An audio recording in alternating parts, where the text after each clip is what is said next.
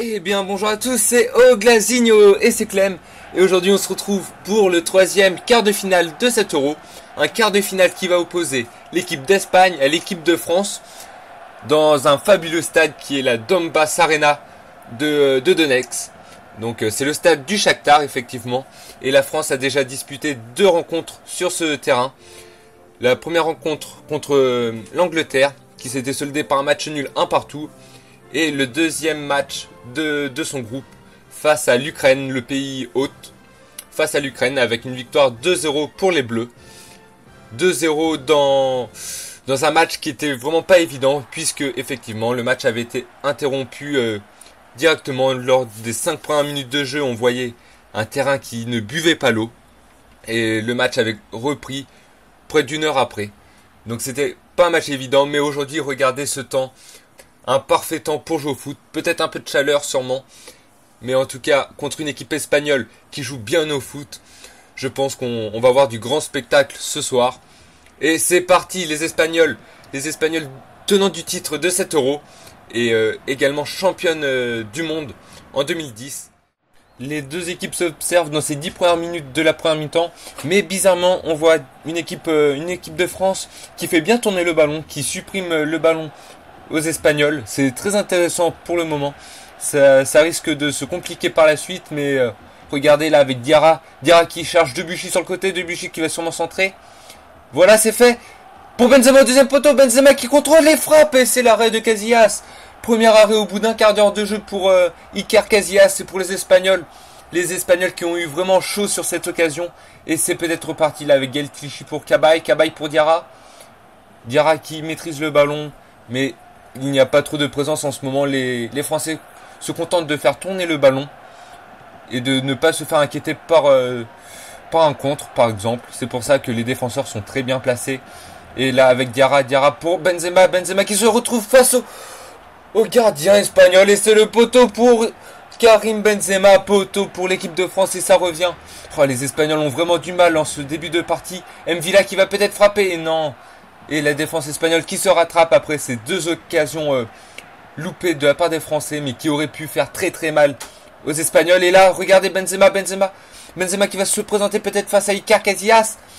Et non, il revient, il a mis Mvila en retrait. Et les Espagnols, la défense espagnole qui est présente après ces 2 erreurs, comme je l'ai dit, qui auraient pu faire très très mal aux Espagnols. Et l'Espagne qui part sur un contre avec Sergio Busquets pour Torres. C'est un match qui va vraiment d'un but à l'autre pour le moment. C'est très très intéressant. Et regardez la Jordi Alba sur le côté gauche qui centre pour la tête de Xabi Alonso et c'est dégagé par la défense française. 0-0, 27 minutes de jeu. Et comme vous avez pu le voir, l'équipe de France qui fait magnifiquement bien tourner le ballon au milieu de terrain. C'est vraiment très rare de voir les Espagnols subir autant. Et là, la magnifique passe de Piqué pour Sergio Busquets pour Fernando Torres. Torres retrouve Iniesta sur le côté gauche. Il aime à Busquets en retrait pour Xavi. Xavi il frappe. C'est contré, il frappe et c'est le but. But de Xavi Hernandez. Et c'est la 45e minute. L'arbitre allait siffler la mi-temps. Et l'Espagne qui mène 1-0 au pire des moments possibles. Sur un magnifique, peut-être pas magnifique, mais sur une jolie frappe. Oui, une jolie frappe de Xavi Hernandez, le joueur du FC Barcelone.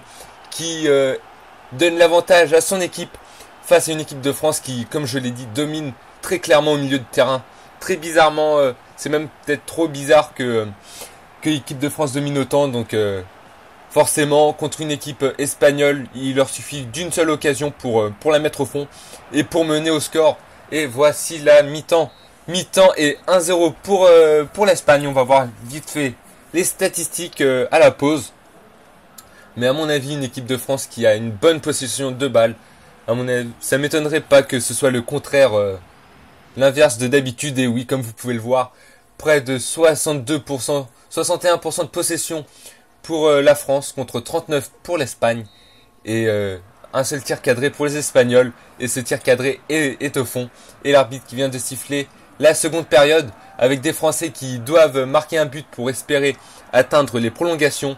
Et pourquoi pas se qualifier par la suite, mais c'est déjà très compliqué comme ça, puisque leurs occasions ne sont pas assez franches. Regardez là, peut-être avec Ribéry pour Diarra qui retrouve Nasri sur le côté droit. Il lui remet, mais il s'enferme, Cabaye.